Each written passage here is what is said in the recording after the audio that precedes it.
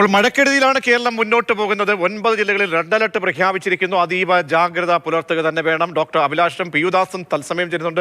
ശ്രീ അഭിലാഷ്, നമ്മുടെ മുൻപത്തെ ഓരോ മഴക്കാലവും നമുക്ക് ഉള്ളിലേക്ക് വലിയ ഭീതി സമ്മാനിച്ച് പോയ ഒരുപാട് സന്ദർഭങ്ങളുണ്ട്.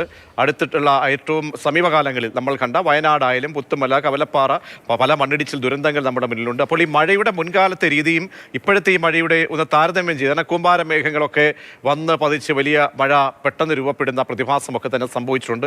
ഇന്നിപ്പോൾ നോക്കൂ, ഇന്നലെ ഒറ്റ രാത്രി കൊണ്ടാണ് ഈ ചുരുങ്ങിയ സമയം കൊണ്ട് ഇത്രയധികം വെള്ളം പൊങ്ങുന്ന സ്ഥിതി ഉണ്ടാകുന്നത്. അപ്പോൾ ഇനി വരുന്ന മണിക്കൂറുകളിൽ, വരുന്ന നിമിഷങ്ങളിൽ ഈ അലർട്ട് പ്രകാരമാണെങ്കിൽ 9 ജില്ലകളിൽ റെഡ് അലർട്ട്. അപ്പോൾ ഏത് മേഖലയിലായിരിക്കും നമ്മൾ കൂടുതലായി കോൺസെൻട്രേറ്റ് ചെയ്യപ്പെടേണ്ടത് ഈ സിസ്റ്റം?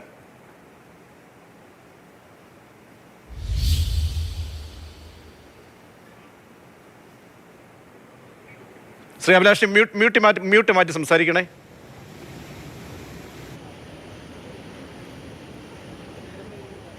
ഹലോ, കേൾക്കാം? കേൾക്കാം.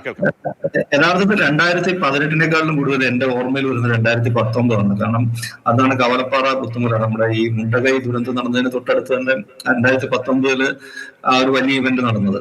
അത് സംഭവിച്ചതും ഇതേ ഒരു സമാനമായിട്ടുള്ള സാഹചര്യമായിരുന്നു. ജൂലൈ 31 വരെ മഴക്കുറവ് എന്ന് പറയുന്നത് 35-36% മഴക്കുറവ്.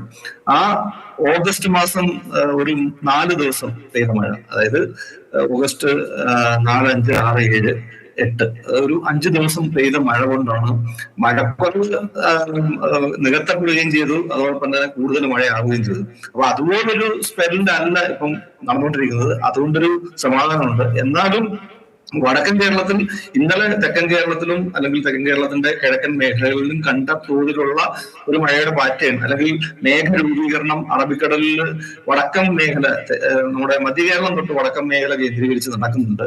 അത് കൂമ്പാര മേഘങ്ങൾ, അത് ഒരു വലിയ കൂമ്പാര മേഘങ്ങൾ അല്ലെങ്കിൽ പോലും ഒരു 10-11 കിലോമീറ്റർ ഉയരം ഉള്ള കട്ടിയുള്ള മേഘക്കൂട്ടങ്ങളാണ് നമ്മുടെ അറബിക്കടലിൽ വടക്കൻ കേരളത്തിനോട് അടുത്ത് നിലനിൽക്കുന്നത്. അത് കാറ്റ് അനുകൂലമായി കഴിഞ്ഞാൽ അത് ഒരു പക്ഷേ കരയിലേക്ക് കയറി കഴിഞ്ഞാൽ ഒരു പക്ഷേ തൃശ്ശൂർ, മലപ്പുറം, കോഴിക്കോട്, വയനാടിന്റെ പടിഞ്ഞാറൻ മേഖല, കണ്ണൂര്, കാസർഗോഡ് വരെയുള്ള ജില്ലകളിൽ ഇന്ന് ഈ റെഡ് അലർട്ട് പറഞ്ഞതിനുള്ള സമാനമായിട്ടുള്ള മഴ കിട്ടാനുള്ള സാഹചര്യം ഇപ്പോഴും നിലനിൽക്കുന്നുണ്ട്. അപ്പം ആ മേഖലയിലാണ് കൂടുതൽ ജാഗ്രത ഇന്ന് ആവശ്യം. അതോടൊപ്പം തന്നെ മധ്യ കേരളത്തിന്റെ കിഴക്കൻ മേഖലകൾ, കാരണം അത് പറയാൻ കാരണം മധ്യ കേരളത്തിന്റെ കിഴക്കൻ മേഖലയിൽ ഒരുപക്ഷെ ഇന്നലെ കിട്ടിയ മഴ പോലും കിട്ടിയില്ലെങ്കിലും ഒരു മിതമായ ഒരു 10 സെന്റിമീറ്റർ മഴ അല്ലെങ്കിൽ 15 സെന്റിമീറ്റർ താഴെയുള്ള മഴ കിട്ടിയാൽ പോലും ആ മേഖലയിലും പ്രശ്നമാണ്. കാരണം ഇന്നലെ അത്രത്തോളം മഴ കിട്ടിയത് കൊണ്ട്. അപ്പം പൊതുവെ കേരളം, മധ്യ കേരളം തൊട്ട് അല്ലെങ്കിൽ കിഴക്കൻ മേഖല തൊട്ട് വടക്കൻ കേരളം വരെ ഇന്ന് നല്ല രീതിയിലുള്ള ജാഗ്രത തന്നെ പുലർത്തണമെന്നാണ് നമ്മുടെ കാലാവസ്ഥാ നിരീക്ഷണ വകുപ്പും അതോടൊപ്പം തന്നെ നമ്മുടെ റഡാർ ഇമേജുകളും സാറ്റലൈറ്റ് ഇമേജുകളും ഒക്കെ നോക്കുമ്പോൾ നമുക്ക് വ്യക്തമാകുന്നത്. ശ്രീ പിയുദാസ്, ഒടുവിലത്തെ അപ്ഡേറ്റ് പ്രകാരമാണെങ്കിൽ വടക്കൻ കേരളത്തിൽ ഇന്ന് മഴ ശക്തമാകുമെന്നാണ് കേന്ദ്ര കാലാവസ്ഥാ നിരീക്ഷണ കേന്ദ്രം അറിയിക്കുന്നത്. കേരളത്തിൽ ശക്തമായ മഴ നാളെയും ഉണ്ടാകുമെന്നും ഒരു പുതിയ അപ്ഡേറ്റ് വരികയാണ്. കേന്ദ്ര കാലാവസ്ഥാ നിരീക്ഷണ കേന്ദ്രം ഇപ്പോൾ നൽകിയ ഒരു അപ്ഡേറ്റ് ആണ്. ശ്രീ പിയുദാസ്, വടക്കൻ കേരളത്തിലേക്ക് പോവുകയാണെങ്കിൽ നമുക്കറിയാം എറണാകുളം തൊട്ട് തൃശ്ശൂർ തൊട്ടൊക്കെയുള്ള പ്രദേശങ്ങളിലൊക്കെ തന്നെ ഇന്ന് നല്ല രീതിയിൽ, കാസർഗോഡായാലും നല്ല രീതിയിൽ മഴ വ്യാപകമാകുന്നുണ്ട്. ഈ മേഖലകളിലേക്കുള്ള മണ്ണിൻ്റെ സ്ഥിതി, അവിടെ നമ്മൾ പൊടുന്നനെ പലപ്പോഴും നമ്മൾ കാര്യം ആക്കാറില്ല. വന്ന് ഭവിച്ച ശേഷമാണ് അതിൻ്റെ മറ്റ് വശങ്ങൾ ചിന്തിക്കുകയും ദുരന്തത്തിന് ശേഷമായിരിക്കാം കാര്യമായ രീതിയിലേക്കുള്ള പ്രവർത്തനങ്ങളിലേക്ക് പലപ്പോഴും പോകുന്നൊരു സന്ദർഭങ്ങൾ ഉണ്ടായിട്ടുണ്ട്. നമുക്ക് ഈ അലർട്ട് മുന്നിൽ കണ്ടുകൊണ്ട് മണ്ണിൻ്റെ സ്വഭാവം അനുസരിച്ചും മഴയുടെ തോതനുസരിച്ചും എത്രത്തോളം മണ്ണിടിച്ചിൽ മേഖലകളിൽ ഒരു ജാഗ്രത എടുക്കേണ്ടതുണ്ട്? നമുക്കിവിടെ കഴിഞ്ഞ 2018 ശേഷം ഫ്രീക്വന്റ് ആയിട്ടുണ്ടാവുന്നു നമ്മൾ നേരത്തെ പറഞ്ഞു. അതിനകത്തുള്ള പ്രധാനപ്പെട്ട പ്രശ്നം പറഞ്ഞാൽ ഇപ്പൊ മഴയുടെ, അതായത് ഈ അതിതീവ്ര മഴയുടെ ഭാഗമായിട്ട് മണ്ണിനകത്തുള്ള ഓർഗാനിക് മാറ്റർ, അതായത് ജൈവാംശം അതിൽ നിന്നും പുറന്തള്ളപ്പെടും. അതായത് ഫ്ലഷ് ഔട്ട് ചെയ്യപ്പെടുക എന്നുള്ള രൂപത്തില് മണ്ണിനകത്തുള്ള സുഷിരങ്ങൾക്കകത്തുണ്ടായിരുന്ന ഓർഗാനിക് കാർബണാണ്, ജൈവാംശമാണ് നഷ്ടപ്പെട്ടത്. അത് സ്വാഭാവികമായിട്ടും അതിങ്ങനെ ഓരോ വർഷം കഴിയും തോറും മണ്ണിനകത്തുള്ള സുഷിരങ്ങളുടെ എണ്ണം കൂടും, അളവ് കൂടും, അതിന്റെ നീളം കൂടും. അതിന്റെ അളവ് കൂടുന്ന സമയത്ത് മഴ പെയ്തു കഴിഞ്ഞാൽ പിന്നീട് തീവ്ര മഴ പെയ്യുന്ന സമയത്ത് അതിശക്തമായിട്ട് ഇതിലൂടെ വെള്ളം ഇറങ്ങാനായിട്ടുള്ള സാധ്യത. അത് മണ്ണിനെ പെട്ടെന്ന് ദുർബലപ്പെടുത്തുകയും ഡിസിന്റഗ്രേഷൻ നടത്തും, മൺതരികളെ വേർപെടുത്തും. പ്രക്രിയയിലേക്ക് കടന്നു. അതായത് കളിമണ്ണും ഇവിടെ ഈ വടക്കൻ മേഖല, പ്രധാനമായിട്ട് കേരളത്തിന്റെ മലയോര മേഖല ഞാൻ പറയുന്നത് റെഡ് എർത്താണ്, ചുവന്ന മണ്ണാണ്, കളിമണ്ണ് കലർന്നിട്ടുള്ള ചുവന്ന മണ്ണാണ്. അതിനകത്ത് ഗ്രാവലിന്റെ അംശമുണ്ട്. ആ ഗ്രാവലും, അതായത് ചെറിയ പൊടിക്കല്ല്, ആ പൊടിക്കല്ലും കളിമണ്ണൊക്കെ തമ്മിൽ പെട്ടെന്ന് വേർപെടും.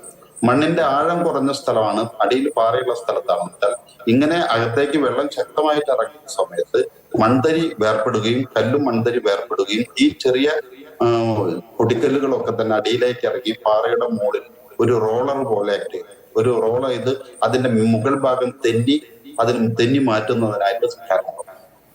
ചെരിവ് കൂടുതലുള്ള സ്ഥലങ്ങളിലാണെങ്കിൽ ഈ ഇതിന്റെ തെന്നി മാറുന്നതിന്റെ വേഗത വളരെ കൂടുതലാണ്. അപ്പൊ അപ്പൊ ഒരു പ്രദേശത്തെ മണ്ണ് മാത്രമല്ല, അവിടുത്തെ മണ്ണിന്റെ ജൈവ സ്വഭാവത്തിൽ വന്നിരിക്കുന്ന മാറ്റമാണ്. ആ മാറ്റത്തിനിടയാക്കിയത് കഴിഞ്ഞ കുറെ വർഷങ്ങളായിട്ട് അതിതീവ്രമായിട്ടുള്ള മഴയാണ്. ആ അതിതീവ്ര മഴയുടെ ഭാഗമായിട്ട് അതിനകത്ത് ഓർഗാനിക് കംപ്ലീറ്റ് ഫ്ലഷ് ഔട്ട് ചെയ്യപ്പെടുകയും മണ്ണിനകത്തുള്ള സുഷിരങ്ങൾ കൂടുകയും അതിലൂടെയുള്ള ജലപ്രവാഹം കൂടുകയും മണ്ണിനെ ഡിസിന്റഗ്രേഷൻ നടത്തുകയും അത് പാറയിൽ നിന്ന് പെട്ടെന്ന് തെന്നി മാറാനായിട്ട് സാഹചര്യം സൃഷ്ടിക്കുകയും. മാത്രമല്ല മണ്ണിന്റെ കനം കൂടി, അതായത് മീറ്ററുകളോളം കനങ്ങൾ 2-3 മീറ്റർ ആഴമുള്ള ടോപ്പ് സോയിലുള്ള മണ്ണുണ്ട് ചില പ്രദേശങ്ങളിൽ. അവിടെയൊക്കെയാണെങ്കിൽ ടോപ്പ് സോയിലിന്റെ വോളിയം, അതിനകത്തുള്ള വോളിയത്തിനനുസരിച്ച് അതിന്റെ വെയിറ്റ് കൂടുകയാണ്, ഭാരം, അതിന്റെ സെൽഫ് വെയിറ്റ് കൂടുകയാണ്. ആ സെൽഫ് വെയിറ്റ്, സ്വന്തം ഭാരം കൂടുക. അപ്പൊ നല്ല മഴ പിടിച്ച് കുതിർന്നു കഴിഞ്ഞാൽ സാധാരണഗതിയിൽ ഒരു ഘനമീറ്റർ മണ്ണ്, അതായത് 1 മീറ്റർ നീളവും 1 മീറ്റർ വീതിയോ 1 മീറ്റർ ആഴവുമുള്ള മണ്ണിന്റെ ഭാരം, സാധാരണ മണ്ണിന്റെ ഭാരം 2 ടൺ. മഴ പിടിച്ച് കുതിർന്നു കഴിഞ്ഞാൽ അത് ഏകദേശം 3 ടൺ. ഈ സൾഫേറ്റ് കൂടുന്ന സമയത്ത് സ്വാഭാവികമായിട്ടും സ്ലോപ്പുള്ള ചെരിവുള്ള പ്രദേശങ്ങളാണെങ്കിൽ പെട്ടെന്ന് അത് തെന്നിടിഞ്ഞ് താഴേക്ക് പോരാനായിട്ട് തുടങ്ങും. ഒരു ഭാഗത്തുനിന്ന് പൊട്ടിക്കഴിഞ്ഞാൽ അത് ഒരു വാട്ടർ ഷെഡിന്റെ ആരംഭത്തിൽ നിന്നും കുറവും പിന്നീട് താഴേക്ക് കൂടി ഒരു വലിയൊരു പ്രദേശത്തിലൂടെ ഒന്നിച്ചു പോരുന്നതിനായിട്ട് കാരണം. അപ്പൊ നമുക്കറിയാം, പുത്തുമലയിൽ ഒരു പോയിന്റിൽ നിന്ന് പൊട്ടി താഴെ വന്ന ആഘാതം സ്ഥലം ഏകദേശം 150 ഹെക്ടർ ആയിരുന്നു. ഈ മുണ്ടക്കൈ പ്രദേശം ഏകദേശം 400 ഹെക്ടറിൽ കൂടുതൽ സ്ഥലമാണ് അതിന്റെ ആഘാതം.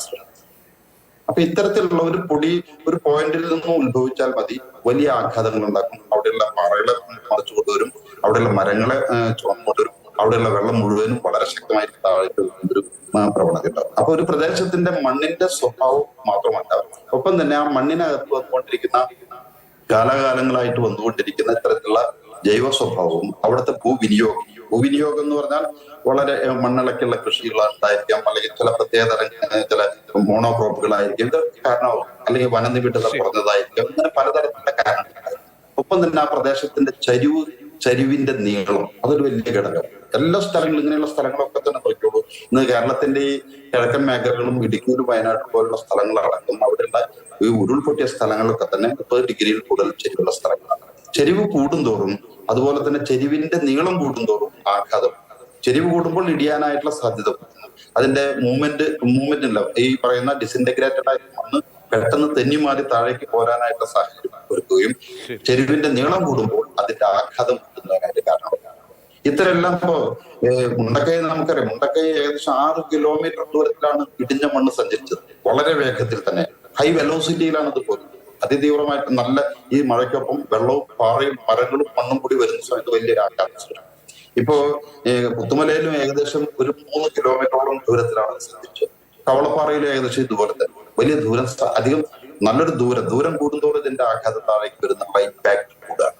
അപ്പൊ ഇത്തരത്തിലുള്ള പ്രശ്നങ്ങളുണ്ട്. ഒപ്പം തന്നെ ചില ബയോട്ടിക് ആയിട്ടുള്ള ഇഷ്യൂസ്, മനുഷ്യൻ ഉൾപ്പെടെയുള്ള സകല ജീവജാലങ്ങളുടെയും ഇടപെടൽ ഒരു പ്രദേശത്തിന്റെ ആവാസ വ്യവസ്ഥയിലും ഇത്തരത്തിലുള്ള പാരിസ്ഥിതികമായിട്ടുള്ള ആഘാതങ്ങൾക്കും ദുരന്തങ്ങൾക്കും ഇടയാക്കുന്നുണ്ടായിരുന്നു.